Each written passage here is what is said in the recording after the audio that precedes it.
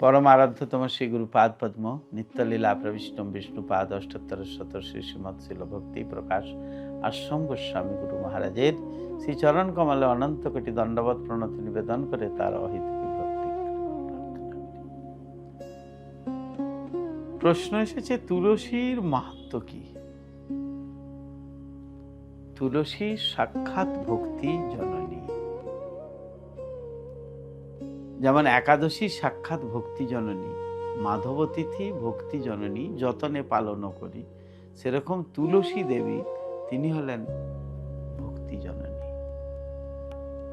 কৃপা হলে তবে আমরা ভক্তি লাভ করতে পারি। শ্রী চৈতন্য ভাগবতে আমরা দেখতে পাই যে তুলসীর সেবা স্বয়ং শ্রী চৈতন্যদেব তিনি করেছেন। তার যে লীলায় আমরা দেখতে পাই যে তিনি কি সুন্দরভাবে প্রতিদিন তিনি আহ্নিক জপ করার পর স্নান করে, গঙ্গা স্নান করে এসে তিনি আহ্নিক জপ করে, তিলক আহ্নিক জপ করে সঙ্গে সঙ্গে তিনি তুলসীতে জল দিতেন, তুলসী প্রদক্ষিণ করতেন। স্বয়ং ভগবান, তিনি স্বয়ং ভগবান, তিনি স্বয়ং কৃষ্ণ, তিনি তুলসীর সেবা করছেন। তাহলে তুলসীর কিরকম মাহাত্ম্য হতে পারে এটা আর মুখে বলা যাবে না। তুলসীর ভক্তি এবে শুনো মন দিয়া, যে রূপে কইলেন লীলা তুলসী লইয়া। এক ক্ষুদ্র ভাণ্ডে দিব্য মৃত্তিকা পুরিয়া, তুলসী দেখেন সেই ঘটে আরো পিয়া। প্রভু বলে আমি তুলসীরে না দেখিলে, ভালো নাহি বাসো যেন মৎস্যবিনে জলে। কি সুন্দর করে বলেছেন। তুলসী যদি না দেখি আমি, তাহলে কি হয়, যেমন আমার কি মাছ ছাড়া যেমন জল জল ছাড়া যেমন মাছ বাঁচতে পারে না, সেরকম আমি তুলসী ছাড়া বাঁচতে পারি না। যবে চলে সংখ্যা নাম করিহা গ্রহণ, তুলসী লইয়া অগ্রে চলে একজন। পশ্চাতে চলেন প্রভু তুলসী দেখিয়া, পড়য়ে আনন্দ ধারা শ্রীঅঙ্গ বহিয়া। সংখ্যা নাম লইতে যে স্থানে প্রভু বৈশে, তথায় রাখেন তুলসীরে প্রভু পাশে। তুলসীরে দেখেন জপেন সংখ্যা নাম, এ ভক্তি যোগের তত্ত্ব কে বুঝিবে আন। পুনঃ সেই সংখ্যা নাম সম্পূর্ণ করিয়া, চলেন ঈশ্বর সঙ্গে তুলসী লইয়া। স্কন্দ পুরাণে তুলসীর মাহাত্ম্য কথা বর্ণনা করা আছে খুব সুন্দরভাবে। দৃষ্টা স্পৃষ্টা তথা ধ্যাতা, কীর্তিতা নমিতা শ্রুতা, রোপিতা সেবিতা নিত্যং পূজিতা তুলসী শুভা। নবদা তুলসী নিত্যং যে ভজন্তি দিনে দিনে, যুগ কোটি সহস্রাণি তে বসন্তি হরির গৃহে। তুলসী সর্বমঙ্গলময়ী। তুলসী প্রত্যহ তুলসীর দর্শন, স্পর্শন, ধ্যান, গুণকীর্তন, প্রণাম, গুণ শ্রবণ, রোপণ, জল সেচনাদি দ্বারা সেবন ও পূজা করলে সব রকমের কল্যাণ লাভ করা যায়। কটা বিধি দিয়েছেন? 9টা বিধি। কি কি? তুলসী দেবীর দর্শন, তুলসী স্পর্শন, তুলসী দেবীর ধ্যান, তুলসী দেবীর গুণকীর্তন, তার প্রণাম মন্ত্র কি দিয়েছেন? ওম বৃন্দাবৈ তুলসী দেব্যৈ প্রিয়াবৈ কেশবস্য চ কৃষ্ণ ভক্তি প্রদে দেবী সত্যবত্যৈ নমো নমঃ। তার গুণ শ্রবণ, তার রোপণ, সেচ দিয়ে জল সেচনাদি দ্বারা তার সেবন ও পূজা করলে সব রকমের কল্যাণ লাভ করা যায়। এটি হলো 9টি বিধি। সেই 9টি বিধির মাধ্যমে তুলসী সেবা করলে সহস্র কোটি যুগ পর্যন্ত বিষ্ণু লোকে বাস করা যায়। তাহলে চিন্তা করে দেখুন, যদি মাত্র তুলসীর সেবা করে, তুলসীর এই 9টি সেবা করার মাধ্যমে কি হয়, আমাদের বিষ্ণু লোকে সহস্র কোটি যুগ আমরা বাস করতে পারি। একবার করলে আমরা সহস্র কোটি যুগ বাস করতে পারি। আর যদি প্রতিদিন নিত্য করি, নিষ্ঠাভরে করি, তুলসীর দর্শনে কি হয়, পাপ ও রোগ নাশ হয়। পাপ এবং রোগ আমাদের নাশ হয়ে যায়।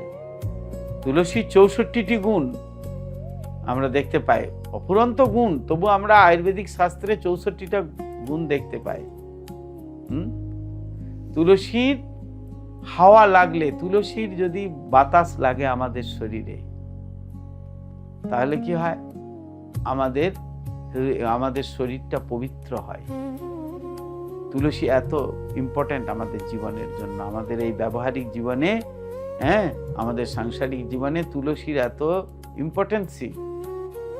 তুলসী যদি কেউ পরিক্রমা করে তাহলে বাতাস আসে। তুলসী পরিক্রমা করলে কি বলেছেন, জানি কানি চপা পানি ব্রহ্ম হত্যাদি কানি চ তানি প্রণশ্যন্তি প্রদক্ষিণ পদে পদে। জেনে বা না জেনে আমরা অনেক বহু পাপ করছি। যেমন ধরুন, জেনে বা না জেনে আমাদের নিঃশ্বাসে কত, বা হাঁ করলে কত জীবাণু আমাদের চলে যাচ্ছে পেটের মধ্যে। আমরা চলছি ফিরছি, কত পোকা মাকড় আমরা বধ করে দিচ্ছি। আমরা রাস্তায় যাচ্ছি, গাড়িতে যাচ্ছি, কত পোকা, কত জীবাণু আমরা বধ করছি। তাহলে আমরা জেনে না জেনে এগুলো তো করছি, তাহলে আমাদের পাপ হচ্ছে। যদি একবার তুলসী পরিক্রমা করা যায় তাহলে এই পাপগুলো থেকে মুক্ত হওয়া যায়। এমনকি গোহত্যা, এমনকি ব্রহ্ম হত্যা, এমনকি এই সমস্ত হত্যাগুলি করে পূর্বে যদি কেউ করেও থাকে, কিন্তু পরবর্তী সময়ে যদি সে ওই পরিক্রমা করে, প্রতিদিন তুলসী পরিক্রমা করে, তুলসীতে জল দান করে, তাহলে এই পাপগুলো থেকে সে সম্পূর্ণরূপে মুক্ত হয়ে যাবে, যদি আর কেউ না করে। তারপর বললেন, তুলসী থেকে কত রকমের ঔষধ হচ্ছে। তুলসী থেকে কত রকমের ঔষধ, সেই ঔষধগুলি সেবন করলে, যেমন তুলসী আর মধু, তুলসী পাতা আর মধু যদি আমরা প্রতিদিন সেবন করি, তাহলে আমাদের কণ্ঠে সর্দি বসবে না। নিত্য যদি আমরা তুলসী আর মধু যদি আমরা গ্রহণ করি, তাহলে আমাদের কণ্ঠে কোনোদিন সর্দি বসবে না। আমরা তুলসীর স্পর্শের ফলে, তুলসী স্পর্শ করলে আমাদের শরীরটা শুদ্ধ হয়ে যাবে। তুলসীতে জল সিঞ্চন করলে আমাদের ভয় দূর হয়ে যাবে, সমস্ত ভয় দূরীভূত হয়ে যাবে। তুলসী বৃক্ষ রোপণ করলে আমাদের ভগবত ভক্তি লাভ হবে। ভগবত ভক্তির লাভ করার একটি বিরাট বড় পন্থা যে তুলসী সেবন। ভগবান শ্রী গোবিন্দের চরণে যদি একটি তুলসী আমরা অর্পণ করি শুদ্ধভাবে, কিছুই নাই আমার কিছুই নাই। ভগবান কি বলেছেন গীতাতে, পত্রং পুষ্পং ফলম তয়ম যমে ভক্তা প্রযচ্ছতি। কেউ যদি আমাকে একটি তুলসী পাতা আমার চরণে অর্পণ করে, তাহলে কি হয়, তাহলে পূর্ণ ভগবত প্রেম লাভ করা যায়। এর থেকে আর বড় কিছু তো নেই। ভগবত প্রেমের থেকে আর বড় কিছু নেই। সেই তুলসী দেবীর চরণে সশ্রদ্ধ প্রণতি নিবেদন করি, বারংবার সশ্রদ্ধ প্রণতি নিবেদন করি। প্রতিদিন আমরা এটা আমাদের একটা বৈদিক ধর্মের মধ্যে আমাদের পড়েছে বা দেখতে পাই। আমরা যারা বলি আমরা সকল হিন্দু, আমরা কেউ হিন্দু নই, কেউ মুসলমান নই, কেউ খ্রিস্টান নই, আমরা সকলে হলাম আত্মা, ভগবানের দাসানুদাস, জীবের স্বরূপ হয় কৃষ্ণের নিত্য দাস।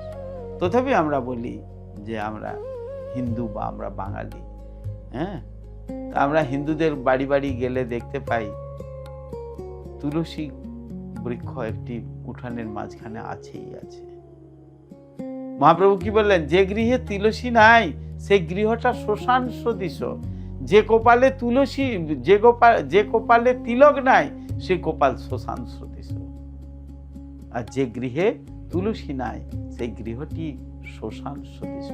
সেজন্য প্রত্যেকের কর্তব্য হচ্ছে নিত্য নিত্য তুলসীর সেবা করা। প্রাতঃকালে মঙ্গল আরতি করে ভগবানের, বা সন্ধ্যাকালে সন্ধ্যা আরতি করে সমবেত হয়ে ভক্তমণ্ডলী, সমস্ত ভক্তমণ্ডলী অবশ্যই তুলসী বন্দনা করতে হবে। মঠের নিয়ম, গৃহস্থের নিয়ম হচ্ছে প্রতিদিন সকাল সন্ধ্যায় তুলসীতে জল সিঞ্চন করা এবং তুলসী প্রদক্ষিণ করা এবং তুলসীতে ধূপ দীপ দান করে তুলসী পরিক্রমা করা, তুলসীর বন্দনা করা।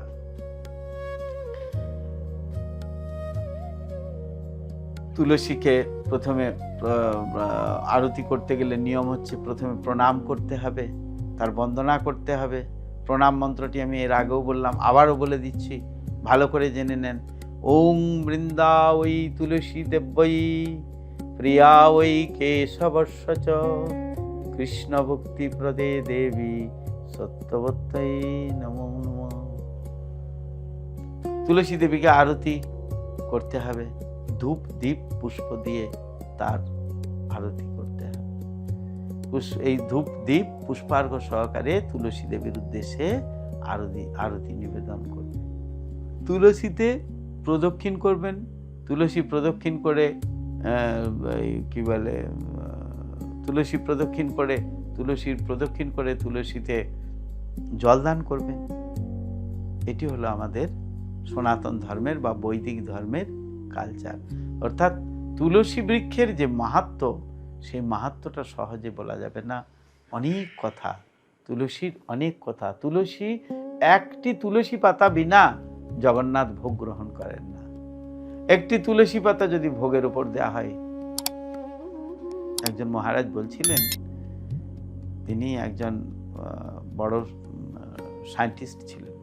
তিনি আমাকে বলছিলেন যে তুলসী পাতা কেন, আমি প্রশ্ন করেছিলাম যে মহারাজজি এত পাতা থাকতে এক তুলসী পাতা কেন ভগবানের ভোগের মধ্যে দেয়া হয়?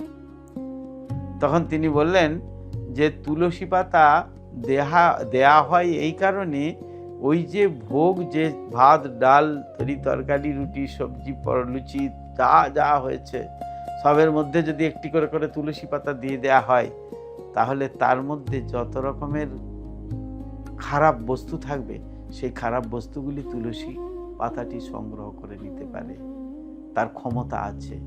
যেমন তিনি দেখালেন, তিনি বললেন, দেখুন ওই যে মানুষ মারা গেলে তুলসী বৃক্ষ মাথার সামনে দেয়া হয়। কেন দেয়া হয়? কি কারণে দেয়া হয়? প্রশ্ন করে অনেকে। তুলসী বৃক্ষ দেয়া হয় কেন?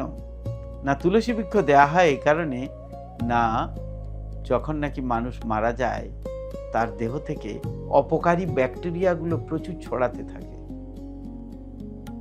অপকারী ব্যাকটেরিয়াগুলো প্রচুর ছড়াতে থাকে, তখন সেই অপকারী ব্যাকটেরিয়া ভাইরাসগুলো ছড়াতে থাকে, তাহলে অন্যজনকে আকর্ষণ করবে। তার জন্য সঙ্গে সঙ্গে একটা মাথার একটা তুলসী রেখে দিলে কি হলো, ওই যে অপকারী ব্যাকটেরিয়া বা অপকারী ভাইরাসগুলোকে তুলসী দেবী, তুলসী বৃক্ষ শোষণ করে নেয়, তার সেই ক্ষমতা আছে। তাহলে তুলসীর কত মাহাত্ম্য! সেই জন্য তুলসী সেবা প্রত্যেককে করতে হবে। প্রতিদিন সকাল বিকাল সন্ধ্যায় তার সামনে ধূপ দীপ দিয়ে আরতি করতে হবে, সেখানে ধূপ দান করতে হবে, দীপ দিতে হবে। এইভাবে আমরা যদি তুলসী সেবা করি তাহলে আমাদের জীবন সার্থক হবে। তুলসী কীর্তনে দীনকৃষ্ণ দাস প্রভু বলেছেন, দীনকৃষ্ণ দাস এর যে কীর্তন আমরা প্রতিদিন স্মরণ করি, কি বলছেন? নম নম তুলসী শ্রীকৃষ্ণ প্রেয়সী, ব্রজে রাধা কৃষ্ণ সেবা পাবো এই অভিলাষী। তুলসী হলেন কৃষ্ণ প্রেয়সী, হ্যাঁ, তাই তার সেবা করলে আমরা ব্রজে রাধা গোবিন্দের সেবা পাব। যে তোমার শরণ লয় তারও বাঞ্ছা পূর্ণ হয়, কৃপা করি করো তারে বৃন্দাবনবাসী। তোমার যদি কেউ শরণ লয় নেন, তাহলে তাকে আপনি বৃন্দাবনে ঠাঁই দেন। মোর মনের এই অভিলাষ, বিলাস কুঞ্জে দিও বাস, নয়নে হেরিব সদা যুগল রূপরাশি। আমার মনের এই অভিলাষ, হে তুলসী দেবী, আমি যেন সেই বৃন্দাবনে যুগল যুগল রূপ দর্শন করতে পারি। এই নিবেদন ধরো, সখীর অনুগত করো, সেবা অধিকার দিয়া করো। কি সুন্দর করে বলেছেন দীনকৃষ্ণ দাসে কয়, এই যেন মোর হয় শ্রী রাধা গোবিন্দ প্রেমে সদা যেন বাসি। তাই আপনারা সকলে তুলসী সেবা করবেন, প্রতিদিন সকালে তুলসীতে ধূপ দীপ দান করবেন এবং জল দান করবেন এবং 4 বার প্রদক্ষিণ করবেন। অনেকে 3 বার বলেছেন, 3 বারের আমাদের গৌড়ীয় মঠে 4 বার করে বলেছেন, যে 4 বার করে প্রতিদিন প্রদক্ষিণ করতে। হরে কৃষ্ণ কৃষ্ণ কৃষ্ণ হরে হরে, হরে রাম রাম রাম হরে হরে।